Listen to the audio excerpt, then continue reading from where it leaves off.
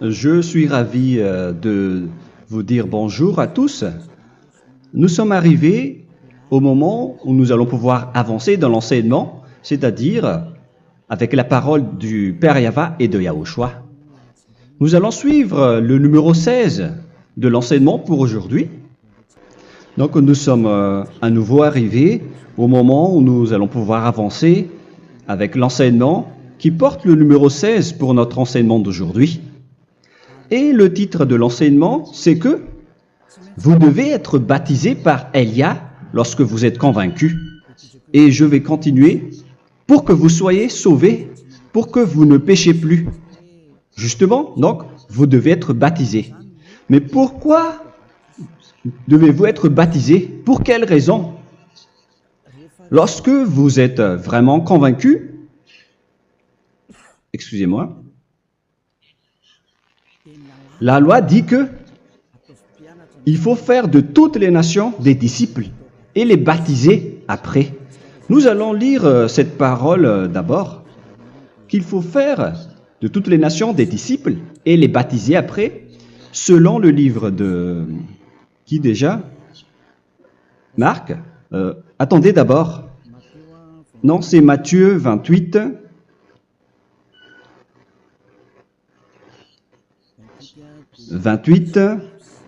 Versets 19 et 20.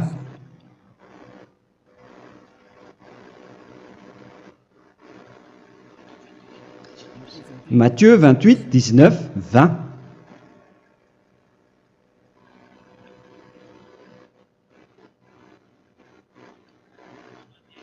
Allez, faites de toutes les nations des disciples. Ici donc, il faut faire toutes les nations des disciples. Les baptisons au nom du Père, du Fils et du Saint-Esprit. Donc, à la fois, il faut les enseigner à observer tout ce que je vous ai prescrit. Donc, en enseignant une personne, c'est comme ce que Elia fait en ce moment. Après, donc, il faut baptiser cette personne qui est convaincue par l'enseignement. Donc, on ne doit pas baptiser une personne qui n'a jamais entendu cet enseignement. Voilà la première loi. Ce n'est pas logique de baptiser une personne qui ne connaisse rien de l'enseignement. Et après le baptême, l'enseignement continue encore, comme ce que Elia fait en ce moment. Il enseigne toujours, même les personnes baptisées. Donc, on continue toujours à enseigner. Mais le baptême est donc une loi, tout d'abord. Donc, une fois convaincu, vous devez être baptisé. Moi, je ne vais plus parler du sujet d'enseignement que vous connaissez déjà, parce que vous êtes déjà convaincu. Donc, si vous voulez être nettoyé, lavé de vos péchés, pour que vous ne péchez plus dans ce saint royaume où il y a Elia, alors vous devez être baptisé, car c'est une loi selon l'Acte des Apôtres 22:16. Pourquoi tardes-tu? Lève-toi, appelle son nom et sois baptisé. C'est dans Actes des Apôtres, chapitre 22, verset 16. Actes des Apôtres 22:16. Nous allons lire ensemble cette parole. Et maintenant, que tardes-tu? Lève-toi, sois baptisé et lavé de tes péchés en invoquant le nom de Dieu. Donc, une fois qu'une personne est convaincue de cet enseignement, comme vous qui m'écoutez en ce moment, la loi pour vous, c'est que vous devez invoquer son nom. C'est-à-dire que le nom est important pour répondre aux personnes qui disent que ce n'est pas le cas, en disant que si vous croyez, c'est suffisant. Sachez que c'est un enseignement du diable pour ceux qui disent cela. Au contraire, il faut invoquer son nom, car c'est celui qui invoque le nom de Yahva qui sera sauvé. On vous a déjà enseigné cela. Donc, il faut que vous vous levez, il faut invoquer son nom. Il ne faut plus attendre. Vous ne devez plus attendre ni hésiter. La loi vous dit, levez-vous. On vous dit aujourd'hui, on vous ordonne aujourd'hui de vous lever. N'hésitez plus. Et après, vous devez invoquer son nom en vous rapprochant du royaume de Yahushua, de l'église de Yahushua, d'appeler tous les responsables au téléphone, même pas au téléphone. Il faut directement assister à l'assemblée de Yahushua dans cet endroit, car il faut que tu te lèves et sois baptisé en invoquant son nom. Et c'est ici, à l'église de Yahushua, que vous devez invoquer son nom. Alors, c'est une loi, vous ne devez plus rester dans votre maison et il faut nous rejoindre maintenant. Soyez baptisés en Yahushua et non pas en Jésus, car les baptêmes que vous avez faits auparavant n'est pas le baptême en Yahushua. Donc, votre baptême n'est pas valable, n'existe pas du tout. Et votre baptême, au contraire, il est pire lorsque vous l'avez fait avec des autres dieux comme Jésus, car vous allez le revêtir jusqu'à votre mort. Car selon Galates 3, 27, vous revêtez le Dieu à qui vous êtes baptisé. Comme par exemple, si vous êtes baptisé en Yahushua, vous revêtez en Yahushua. Mais les fidèles de Jésus, ils revêtent Jésus. Alors que vous voyez bien que ce Dieu, c'est un faux Dieu qui n'ôte pas les péchés, qui vous jette en enfer et qui n'existe même pas. Parce que si jamais il existait, vous devez aussi être ôté de vos péchés. Mais ce n'est pas le cas. Vous revêtez un faux Dieu, un envoyé du diable. Pourquoi? Car tous ceux qui sont pécheurs viennent du diable. Nous allons donc lire la parole de Dieu à ce sujet dans Galates 3, 27 pour vous dire que c'est un faux baptême que vous avez fait. Donc si vous avez été baptisé en lui, alors vous allez être avec le diable jusqu'à la fin. C'est ce qui est pire avec votre baptême qu'il faut enlever et supprimer rapidement, car vous êtes avec le diable. Les pécheurs viennent du diable, et ce faux Dieu, il vous rend toujours pécheur, jusqu'à maintenant. Il vous encourage de rester pécheur, non méritant. Ça vient d'où? Ça vient de qui, ce faux Dieu-là? À ce sujet, ils viennent du diable, car les pécheurs viennent du diable. Ce faux Dieu qui n'existe même pas, ce n'est qu'un collaborateur du diable. C'est dans Galates 3, 27. Je vous donne la parole en vous disant qu'il faut fuir rapidement de cet endroit qui ne vous convient pas. Le dernier baptême, ce sera pour le 8 mars 2026 à Madagascar. Et après, il n'y aura plus de baptême ici. Galates 3, 27. Vous tous qui avez été baptisés en Yahushua, par exemple, alors vous avez revêtu Yahushua. Voilà la parole. Donc, si vous avez été baptisé en Jésus, alors vous revêtez Jésus. Comme avec votre dernier baptême, vous allez toujours revêtir celui-là. Et ce vêtement ne sera jamais ôté tant que vous ne vous rapprochez pas de Élia. C'est lui uniquement qui peut vous enlever de ce baptême, de ce Jésus qui vous rend pécheur. Un collaborateur du diable et qui vient du diable. C'est dans 1 Jean, pour vous dire, est-ce que vous pouvez toujours rester dans votre ancien baptême après tout ce schéma? 1 Jean, chapitre 3, verset 8. 1 Jean 3, 8. C'est où déjà? Celui qui pêche est du diable, car le diable pêche dès le commencement. Vous voyez? Et voilà ce qui est pire. C'est votre Dieu même qui vous rend pécheur et qui vous dit que vous devez être pécheur. C'est lui-même, à ce sujet-là, qui vient du diable. C'est vraiment pire ce schéma, car il s'agit d'un envoyé du diable qui vient du diable. Un envoyé du diable. C'est-à-dire que ce schéma vient du diable. La parole est directe et droite. S'il n'est pas du diable, il vous aurait déjà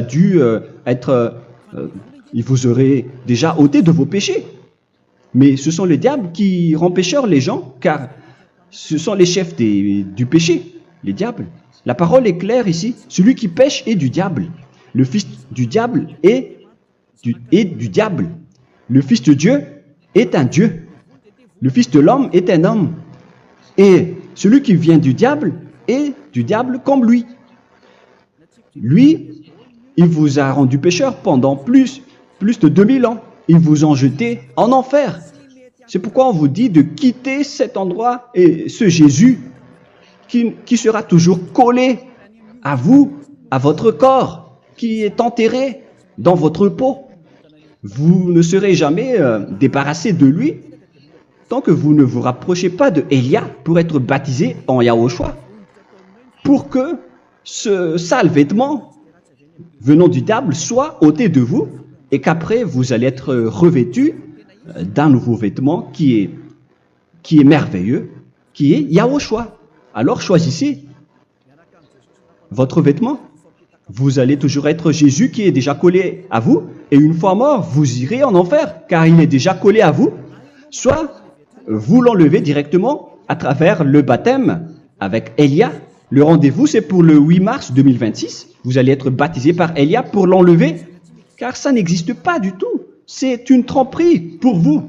Ce n'est même pas un baptême. C'était le fait de faire entrer du diable à l'intérieur de vous. Si vous voulez être libéré de cela, vous devez vous rapprocher de Élia à travers le baptême pour que la parole soit bien placée dans Actes des Apôtres 22, 16. Revoyons cette parole. Actes des Apôtres 22, quel verset déjà? 22, 16. Voilà. Et maintenant, que tardes-tu? Lève-toi. Voilà l'ordre pour vous. Lève-toi, ne tarde plus. En invoquant son nom. C'est un ordre. Invoque son nom. Et sois baptisé et lavé de tes péchés. Car celui qui t'a rendu pécheur, c'est Jésus ou Jesus. Alors si tu ne veux plus pécher, alors enlève Jésus ou Jesus de toi avec le vêtement que tu as reçu lors de ton baptême avec lui. Il faut l'enlever, sinon tu ne seras jamais sauvé, épargné, car c'est déjà devenu un vêtement collé à ton corps. La seule solution pour toi, c'est de te rapprocher de Élia pour être ôté de tes péchés, car la loi est claire ici. Tu vas être lavé de tes péchés. Et c'est ici, dans cet endroit où il y a Élia, qu'il y a l'ôtement du péché. Pourquoi vous êtes ôté de vos péchés? Pour quelle raison? D'abord, vous êtes déjà lavé à travers le baptême. On vous nettoie. Et une fois nettoyé, une fois lavé, qu'est-ce qui se passe à ce moment-là? Pour que les gens ne pêchent plus en vrai. Car toutes les personnes qui sont baptisées en Yahushua revêtent Yahushua. Vous êtes mariés à Yahushua. Et c'est à travers ce baptême, après votre baptême, c'est à partir de là, après avoir suivi toutes ces lois, car le baptême c'est une loi. Lorsque vous êtes convaincu, après avoir écouté l'enseignement, vous décidez de quitter le faux Dieu qui vous rend pécheur. Alors, vous êtes baptisé, vous allez revêtir Yahushua pour quitter le faux Dieu qui vous rend pécheur. Donc, après le baptême en Yahushua, vous revêtez Yahushua. Vous avez été lavé, vous êtes bien propre et pur. Vous êtes sorti comme une personne originale qui est merveilleux, très merveilleux devant le Dieu d'Abraham. Vous êtes complètement purifié jusqu'à votre fond de conscience à travers ce baptême venant du sang de Yahushua qui vous nettoie jusqu'au fond de toutes vos pensées, car le baptême marque la mort de Yahushua. Yahushua est mort pour vous verser son sang pour vous. Tout cela confirme votre relation avec Yahushua, car le baptême vous dit que vous êtes mort ensemble avec Yahushua et vous êtes ressuscité ensemble avec Yahushua. Vous avez été enterré avec lui et vous avez été ressuscité avec lui dans la vie éternelle. Voilà la vie avec Yahushua et le baptême avec Yahushua. C'est pour montrer la bonté de Yahushua pour chacun de vous concernant cette merveille. Voilà le baptême, c'est la mort avec Yahushua. C'est pourquoi je vous ai dit, en même temps, c'est la mort pour vous et c'est aussi votre purification. C'est dans Romains, chapitre 6, verset 4. Nous avons donc été ensevelis avec lui par le baptême en sa mort, afin que, comme Yahushua est ressuscité des morts par la gloire du Père, de même, nous aussi, nous marchions en nouveauté de vie. Donc, on était morts avec Yahushua à travers le baptême, et c'est après aussi que nous avons été ressuscités vers la nouvelle vie. Verset 5. En effet, si nous sommes devenus une même plante avec lui par la conformité à sa mort, nous le serons aussi par la conformité à la résurrection. Nous voyons bien ici que nous étions morts ensemble avec Yahushua à travers le baptême. Nous étions morts ensemble avec lui. C'est clair ici. On parle ici du sujet du baptême. Nous avons donc été ensevelis avec lui par le baptême en sa mort, mais pas avec autre chose. C'est clair alors à travers cette parole que c'est à travers ce baptême que nous allons avoir la même geste que Yahushua. Donc si vous voulez être ôté de vos péchés, vous devez entrer dans le baptême. Et une fois baptisé, la personne est intégrée directement au ciel des cieux. Mais il y a des étapes à suivre avant d'arriver là-bas, hein, ce que je suis en train de vous enseigner en ce moment, car l'objectif du baptême, avec la mort et la résurrection, et l'enterrement, après la fin de votre chemin, c'est le ciel des cieux. Et on parle de vous en tant que vivant. C'est dans Éphésiens chapitre 2, verset 6. Éphésiens 2, 6. Et il nous a ressuscités ensemble, c'est-à-dire ressuscités avec Yahushua après le baptême, et nous a fait asseoir ensemble dans les lieux célestes en Yahushua, c'est-à-dire au ciel des cieux. Voilà donc les avantages des personnes baptisées en Yahushua, ceux qui ne pêchent plus. Et l'objectif, les excuses, l'objectif, c'est d'accomplir la parole de Yahushua qui a dit « Ne péchez plus ». C'est ça l'objectif du baptême. Le baptême, c'est que vous n'allez plus jamais pécher. Selon la parole de Yahushua, qui se trouve où déjà? C'est dans Jean chapitre 8, verset 11. Jean 8, 11. Excusez-moi. Elle répondit, « Non, Seigneur. » Et Yahushua lui dit, « Je ne te condamne pas non plus. Va et désormais ne pêche plus. » Donc l'objectif de votre mort et de votre résurrection avec Yahushua, c'est d'arriver dans cet endroit où vous ne péchez plus. C'est la loi de Yahushua, la loi de la perfection que vous devez suivre. La finalité, c'est que vous ne devez plus pécher. C'est une loi incontestable, car c'est la justice en Yahushua. Il ne faut plus jamais pécher. Et c'est vraiment la vérité. Et il a même confirmé cette parole 2 fois, à 2 reprises, selon aussi Jean 5, 14, que nous allons lire également. Il a répété cette parole 2 fois. Depuis, Yahushua le trouva dans le temple et lui dit, « Voici, tu as été guéri.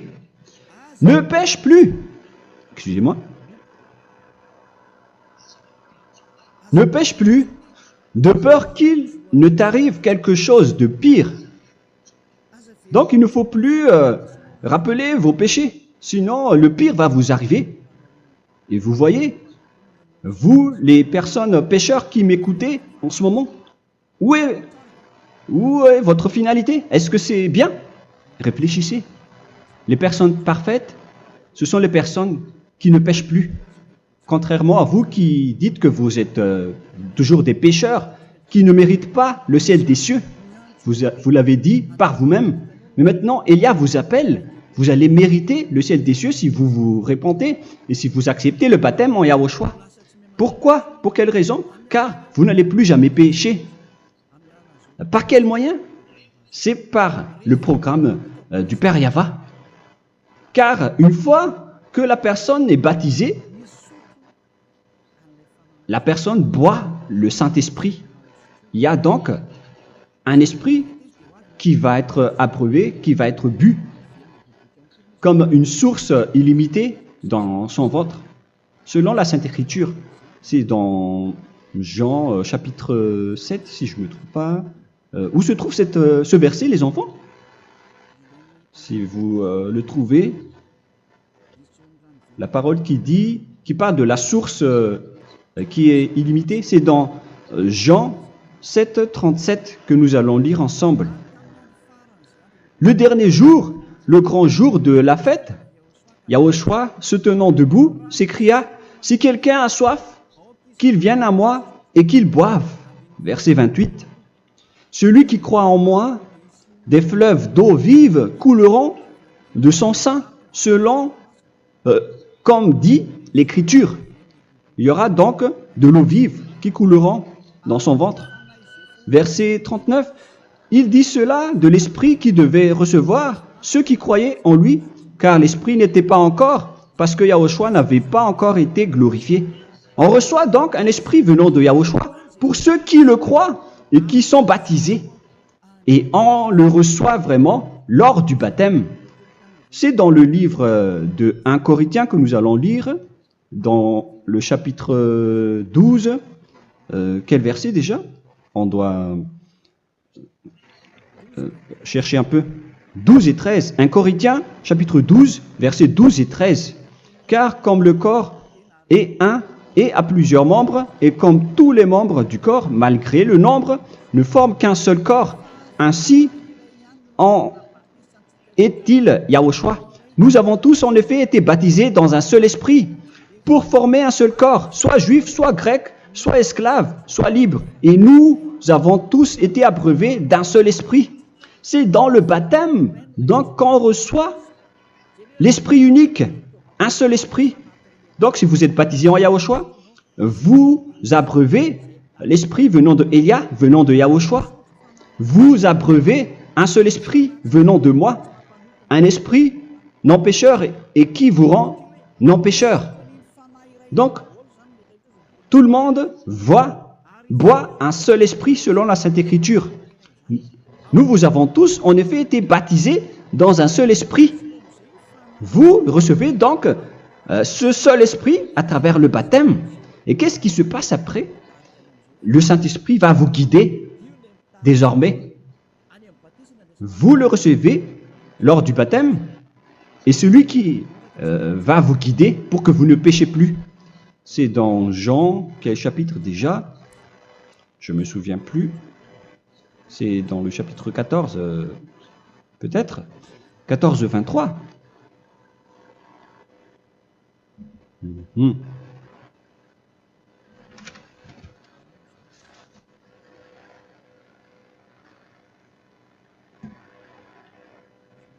Où il est passé déjà? La parole qui parle de l'esprit qui nous guide. Mais je ne me souviens plus lorsqu'on en a besoin. Où est cette parole, les enfants? Où se trouve cette parole? Oui, c'est 14, 26. Jean chapitre 14, verset 26. Mais le consolateur, l'Esprit Saint, que le Père enverra en mon nom, vous enseignera toutes choses et vous rappellera tout ce que je vous ai dit. La parole de Dieu précise bien ici que le Saint-Esprit, qui est le consolateur, à la fois donc il est consolateur, il est envoyé par le Père en mon nom, il vous enseignera toutes choses et vous rappellera tout ce que je vous ai dit. C'est le Saint-Esprit donc qui vous enseigne, qui vous guide avec toutes les choses que vous avez besoin dans votre relation avec Yahushua. C'est lui qui est le vrai enseignant, le vrai guide, qui vous guide dans votre chemin. C'est dans Jean 16, 13, peut-être. C'est dans Jean 16, 13 que nous allons lire ensemble. quand le consolateur sera venu, l'Esprit de la vérité, il vous conduira dans toute la vérité. Il vous conduit, il vous guide, il vous enseigne en même temps. Et à quel moment vous allez faire du mal à ce moment-là? Car en tant que consolateur, il vous frappe, il vous gronde. Il vous gronde à travers votre esprit, à travers votre conscience. Et c'est vraiment dur. Hein. Vaut mieux être attrapé par un taureau que d'être attrapé par sa conscience. Donc c'est à travers votre conscience qu'il vous guide. Mais si vous ne voulez pas être consolé ni conseillé, si vous ne voulez pas être corrigé, vous revenez vers le mal, 7 fois plus de mal. C'est pourquoi les gens quittent Yahushua, car ils ne veulent pas être consolés et guidés par le Saint-Esprit venant de Yahushua. C'est pourquoi les gens quittent et abandonnent Yahushua, car ils veulent toujours continuer à faire du mal. Mais si une personne veut vraiment être avec Yahushua, avec son cœur, cette personne ne sait plus faire aucun mal. Il ne sait plus faire ça, car elle est déjà guidée par le Saint-Esprit. Quels sont alors les fruits du Saint-Esprit, le résultat du Saint-Esprit avec une personne? Mais le Saint-Esprit existe bien, ainsi que ses résultats. Voilà. Nous allons voir d'ailleurs les fruits du Saint-Esprit. C'est dans quel verset, les enfants?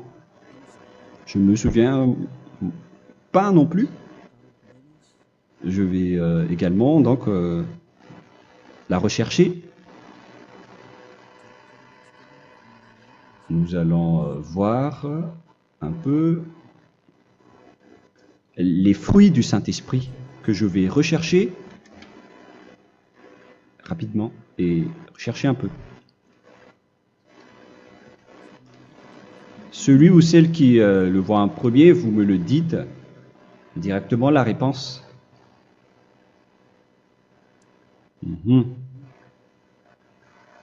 Comment? Galates 5. Galates 5. Nous allons lire à partir du verset 19 et 20. Non, on va commencer à partir du verset 22. Galates 5, 22. Mais le fruit de l'esprit, c'est l'amour, la joie, la paix, la patience, la bonté, la bénignité, la fidélité. Vous voyez? Vous marchez dans la droiture et dans la vérité directement. La douceur, la tempérance, la loi n'est pas contre ces choses. Vous voyez? Les gens ne vont plus dans le mauvais sens. Mais les gens qui n'ont pas le Saint-Esprit, voilà ce qu'ils font. Dans le verset 19 et 20. Or, les œuvres de la chair sont manifestes avec les personnes qui n'ont pas le Saint-Esprit, qui sont guidées par la chair. Ce sont l'impudicité, l'impureté, la dissolution, l'idolâtrie. Vous avez tous fait cela. La magie, les inimités, les querelles, les jalousies, les animosités, les disputes, les divisions, les sectes.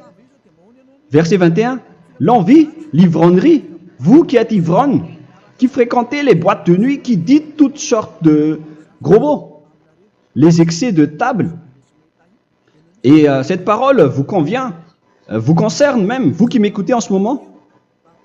Et je vous dis, comme je vous ai déjà dit autrement, celui qui fait cela n'héritera pas le royaume de Dieu, c'est-à-dire vous n'entrerez pas au ciel des cieux. C'est valable pour vous les pécheurs. Vous pouvez vous mesurer par vous-même, vous qui êtes avec Jésus ou Allah.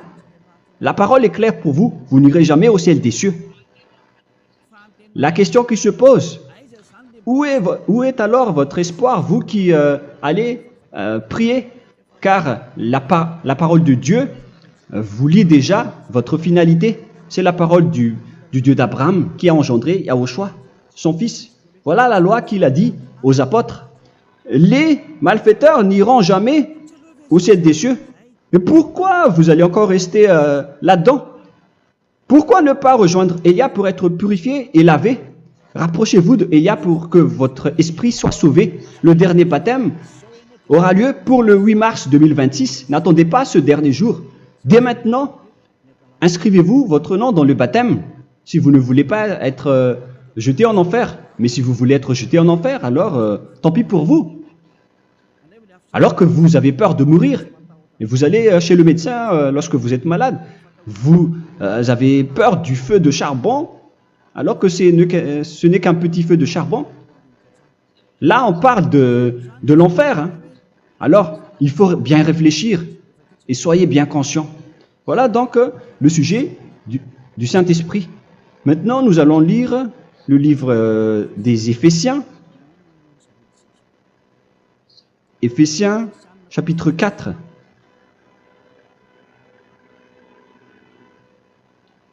À partir de quel verset?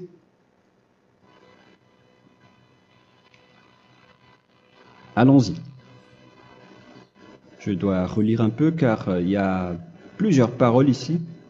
Moi, je vais vous sortir la parole qui dit que les personnes en Yahushua ne font plus aucun mal. Ah, où il est passé déjà? Ah, je l'ai perdu.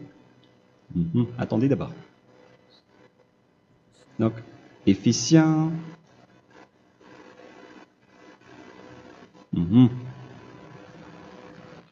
C'est dans le chapitre 5, on dirait. Et nous allons voir tranquillement. Mais nous allons voir dans Galates 5,16 d'abord. Je dis donc, marchez selon l'esprit, et vous n'accomplirez plus les désirs de la chair. C'est-à-dire donc que vous devez être baptisé, car sans le baptême, vous n'aurez jamais le Saint-Esprit. Verset 17. Car la chair a des désirs contraires à ceux de l'esprit, et l'esprit en a des contraires à ceux de la chair. Ils sont opposés entre eux, afin que vous ne fassiez point ce que vous voudriez. L'esprit et la chair s'opposent toujours. Alors il faut suivre l'esprit maintenant pour aller au ciel des cieux. Et voilà donc la suite de la parole. Éphésiens 4:21. Si du moins vous l'avez entendu, et si vous, conformément à la vérité qui en est en Yahushua, c'est en lui que vous avez été instruits à vous dépouiller, eu égard à votre passé, du vieil homme qui se corrompt par les convoitises trompeuses, à être renouvelé dans l'esprit. Donc l'esprit travaille et va dans votre conscience et dans votre intelligence, et à revêtir l'homme nouveau créé selon Dieu dans une justice et une sainteté qui produit la vérité. Le Saint-Esprit donc vous rend droit pour que vous ne soyez pas dans le mauvais chemin, et il vous guide dans la justice et dans la vérité. Voilà directement pour les personnes en Yahushua.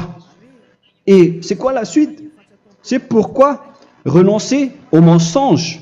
Il ne faut plus mentir. Même dans les 10 commandements, ils ont dit ne mentez pas. Mais c'est juste une parole. Mais les gens, lorsque ils sont pressés, ils font des mensonges. Mais pour les gens en Yahushua, ils renoncent directement au mensonge. Et que chacun de vous parle selon la vérité à son prochain. Car nous sommes membres les uns des autres. Si vous vous mettez en colère, ne péchez point.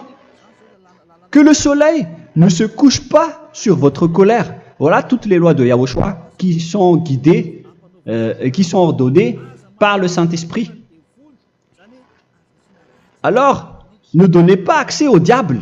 Ne mettez pas le mal dans tous vos chemins. Il faut rester sainte, vraie et parfaite. Que celui qui dérobait ne dérobe plus. Il ne faut plus donc dérober les choses. Et il ne faut plus donc voler quelque chose. Mais quelle est la parole du Père Yahweh et de Yahushua? Mais plutôt qu'il travaille en faisant de ses mains ce qui est bien pour avoir de quoi donner à celui qui est dans le besoin. Qu'il ne sorte de votre bouche aucune parole mauvaise, mais s'il y a lieu, quelques bonnes paroles qui servent à l'édification et communiquent une grâce à ceux qui l'étendent. N'attristez pas le Saint-Esprit de Dieu par laquelle vous devez être scellés pour le jour de la rédemption. Il faut toujours laisser le Saint-Esprit vous guider. Ne l'attristez pas, sinon vous n'allez pas avoir la selle. À la fin des temps, à l'époque de Gog, on va vous donner le Saint-Esprit pour que vous soyez scellés. Donc c'est maintenant que vous devez déjà rendre content Yahushua. Ne laissez pas de mauvaises traces dans votre chemin et ramenez l'amour de Yahushua vers chacun de vous pour que vous soyez pour que vous seriez scellés pour avoir le Saint-Esprit que vous avez vraiment besoin pour le dernier combat dans les fins des temps. Que toute amertume et toute animosité, toute colère, toute clameur, toute calomnie, il ne faut pas retenir et garder la colère, toute calmeur, toute calomnie et toute espèce de méchanceté, tout ce qui est rancune, ni rancœur. Il faut arrêter tout cela. Mais c'est différent de gronder une personne. On parle ici des personnes qui est en colère sans raison. Mais lorsque vous grondez, vous n'allez pas dire à votre enfant « Mon enfant, ne faites pas ceci, ne faites pas cela ». Au contraire, si vous faites cela, votre enfant va danser devant vous. Donc, voilà ce que je veux vous dire. Il faut que vous enlevez toute calomnie et toute espèce de méchanceté. Voilà donc les lois de Yahushua qui sont sorties à travers le Saint-Esprit. Moi, je vous donne des échantillons, mais ce n'est pas au complet. Hein. La loi de Yahushua sont illimitées à travers le Saint-Esprit en fonction des circonstances et de la situation pour que vous n'attristez pas le Père Yahva et le Yahushua. Que toute amertume,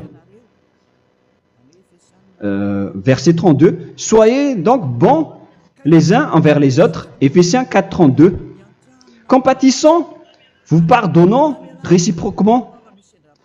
Donc, il faut que vous pardonnez votre ami si jamais il y a eu un petit problème. Laissez ça de côté.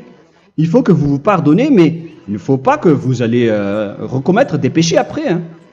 En Yahushua, lorsque vous vous pardonnez, après il n'y a aucune rancune, comme lorsque Yahushua vous a pardonné. Mais ce n'est pas que vous allez encore revenir dans le péché. Non, non, non. C'est dans Hébreux 10, 26 qui parle des péchés volontaires. Hébreux.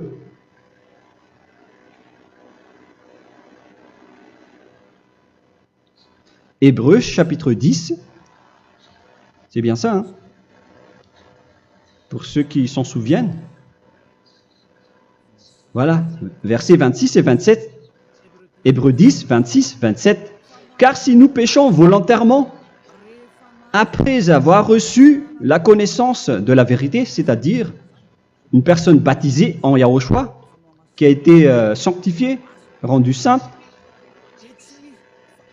il ne reste plus de sacrifice pour les péchés, mais une attente terrible du jugement et l'ardeur du feu qui dévorera les rebelles.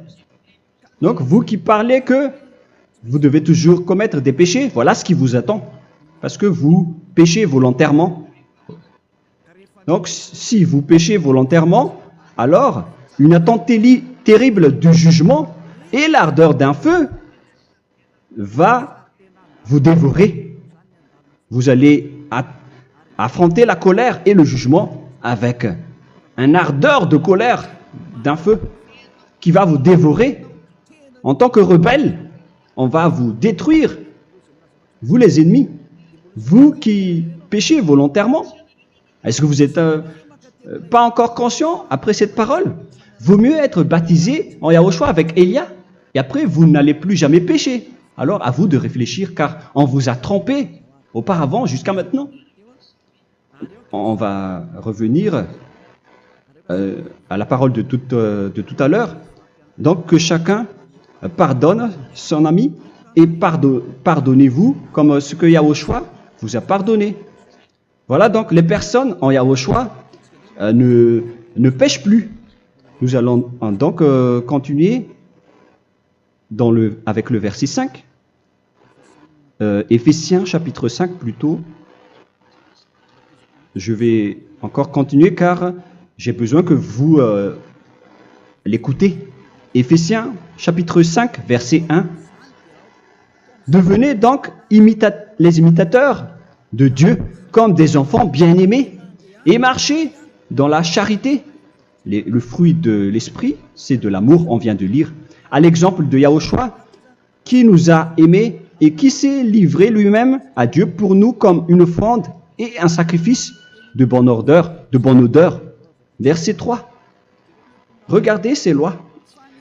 Que l'impudicité, qu'aucune espèce d'impureté et que la cubicité ne soit même pas nommée parmi vous, ainsi qu'il convient à des saints.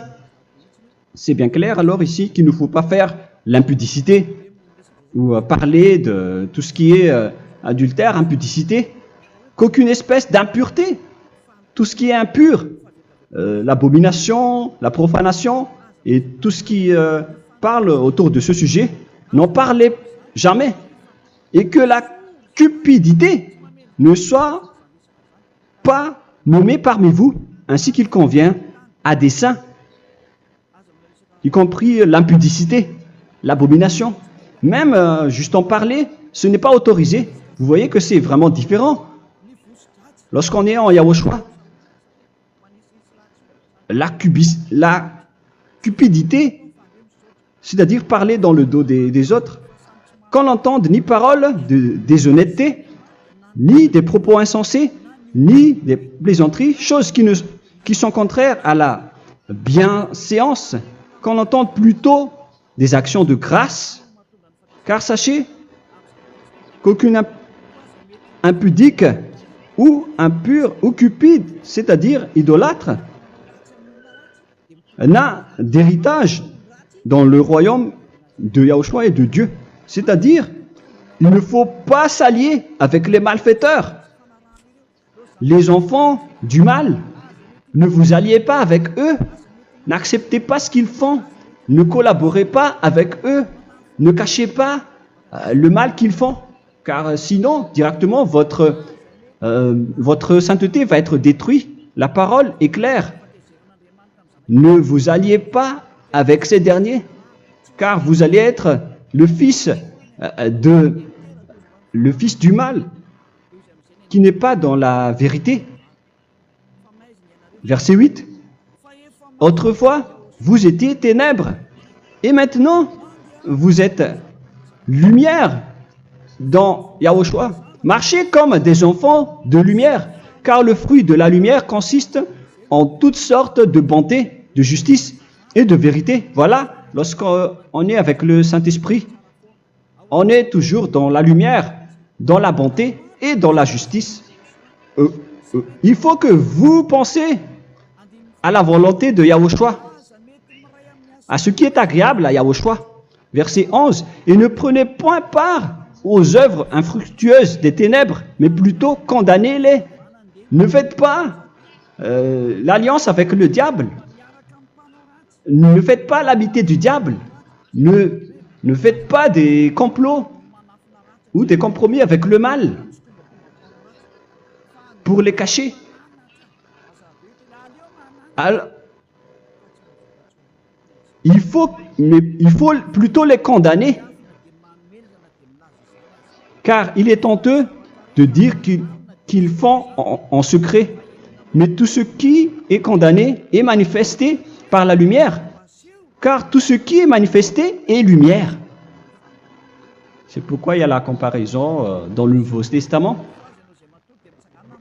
pour dire, il faut que vous réveillez de votre sommeil pour que Yahushua vous illumine. Verset 14. C'est pour cela qu'il est dit, réveille-toi, toi qui dors, relève-toi d'entre les morts. Prenez donc garde de vous conduire avec circonspection. Si vous suivez donc le Saint-Esprit, vous ne faites plus aucun mal. Alors, il faut en profiter de faire du bien. Ne faites plus le fou. Et connaissez la volonté de Yahushua. Ne vous envrez pas de vin. Ce n'est plus bien de faire cela. C'est de la débauche. Soyez au contraire l'empris de l'esprit. Entraînez-vous par des psaumes et des hymnes et par des cantiques spirituels, chantant et célébrant tout votre cœur les louanges de Yahushua. Rendez continuellement grâce à toutes choses à Dieu Père au nom de notre Seigneur Yahushua. Voilà, c'est suffisant. Je viens de vous donner les lois de la Nouvelle Alliance qui n'est pas du tout associée aux 10 commandements. Ça n'a rien à voir avec les 10 commandements. Si vous avez bien écouté, j'ai dit des choses complètement différentes qui ne se trouvent pas dans les 10 commandements. Notamment le baptême, ça n'existe pas là-bas. Et donc, c'est après le baptême que vous allez abreuver le Saint-Esprit et après vous n'allez plus faire aucun mal. Nous remercions infiniment Yahushua à travers cette parole. Je suis sûr que vous êtes contents pour aller dans cet endroit où personne ne pêche plus. Alors approchez-vous de Elia, qui est l'envoyé du Père Yahva et de Yahushua. Une fois que vous suivez Elia, vous n'allez plus jamais pécher, car vous allez être avec Yahushua. C'est seulement dans ce saint royaume où il y a Ziadia Elia qu'il y a des personnes qui ne pêchent plus sur cette planète Terre. Mais les autres ne sont que des pécheurs et il y a même des voleurs et des imposteurs. Je vous souhaite le meilleur pour que vous allez inscrire votre nom dans le baptême. Inscrivez votre nom car le temps presse, le moment est proche. Il ne reste plus que environ 170 jours. Bientôt, nous allons entrer dans les 160 derniers jours, et après 150, et après 100. Il ne restera plus que 100 jours. Alors, faites le maximum d'efforts. N'attendez pas le dernier moment pour inscrire votre nom. Parce que si vous mourrez avant, qu'est-ce qui va vous arriver? Vous ne savez rien de ce qui va vous arriver avec votre esprit. C'est le diable qui vous encourage à faire du mal. Il ne veut pas que votre esprit soit sauvé, mais moi je vous dis, sauvez votre âme, n'acceptez plus. Suivez Yahushua à travers Elia qu'il a envoyé parmi vous. On m'a envoyé pour vous sauver. Alors, rapprochez-vous de lui maintenant. N'ayez plus peur de personne. Sauvez votre esprit, car les humains sont comme vous. Ils ne vous sauvent pas, ils ne peuvent pas vous sauver. Mais sachez que votre esprit va être jugé. Et sachez aussi que vous ne pouvez pas vous battre avec le Dieu d'Abraham. Alors sauvez votre esprit, rapprochez-vous de Elia, nous irons en Yahushua, car c'est à travers moi que vous pouvez l'approcher. Prions ensemble. Merci infiniment, Père Yahva, pour toutes ces paroles. C'est vraiment du salut, de la miséricorde et de la vie éternelle. Faites en sorte que les gens connaissent cette vraie parole que je suis en train de leur donner, car c'est de l'amour et c'est du salut pour eux. Sauve-les, Père Yahva, pour qu'ils soient conscients de la vérité. Ce qu'ils ont fait auparavant ne sont pas du tout vrais. Voilà le vrai salut pour eux. Père Yahva, tu es le Dieu de toutes les choses. Tu es le Dieu du ciel des cieux. Tu es le Dieu de Yahushua. Tu es le Dieu de Ziadia Elia. Ouvre la conscience des gens pour qu'ils écoutent cette vérité, pour que chacun court pour prendre une décision et pour qu'ils n'attendent plus personne pour se rapprocher de toi, Père Yahweh et Yahushua. Donne la force à chacun pour qu'ils te cherchent. Sauve les gens, Père Yahweh, pour qu'ils échappent à la destruction de leur chemin et de leur esprit, pour qu'ils écoutent la parole de Élia venant de toi, Père Yahweh, et de toi aussi, Yahushua. Sauve les gens, et je suis confiant que tu vas vraiment sauver les gens pour que tu ouvres tes portes pour terminer cette période de salut. Merci, Père Yahweh. Gloire éternelle à toi. Je demande tout ça aux Malagasy et au reste du monde. Pour les Malagasy, il reste encore quelques mois qui n'est plus beaucoup pour eux, mais pour les autres nations, ils n'ont pas aussi beaucoup de temps pour se rapprocher de toi, mais il en reste encore un peu pour eux. Gloire à toi, Père Yahweh, et au nom de toi, Yahushua, je fais toutes ces paroles.